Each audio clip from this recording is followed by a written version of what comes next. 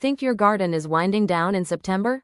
Not so fast. September is a transition month here in the Pacific Northwest. We're still harvesting summer crops while preparing for cooler weather and fall rain.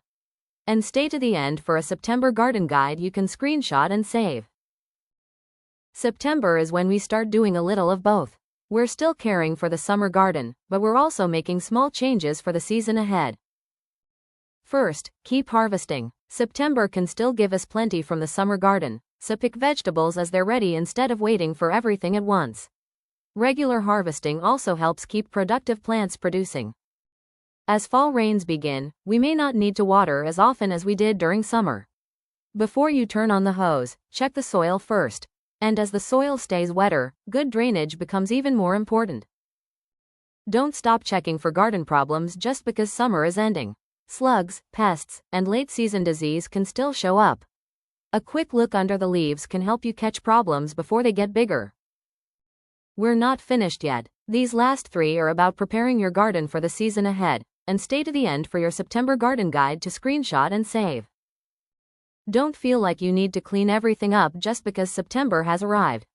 Remove plants that are truly finished or unhealthy, but leave healthy plants that are still growing and producing. Now we can make room for what's next.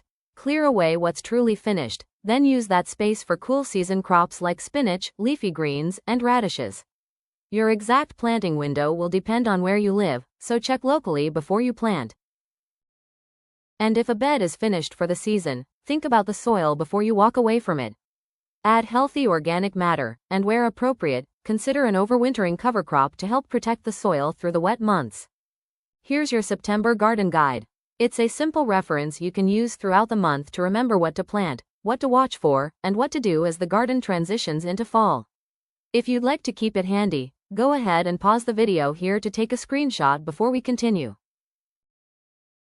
If your garden looks a little tired right now, don't give up on it. There's still plenty to enjoy and plenty of growing season ahead. Thank you so much for joining us today. If you enjoy simple gardening tips after 50, we'd love to have you subscribe and join us here at Blueberry Hill Creatives. We're here to help make gardening feel easy, more peaceful, and a little less overwhelming. Until next time, start small and keep it simple.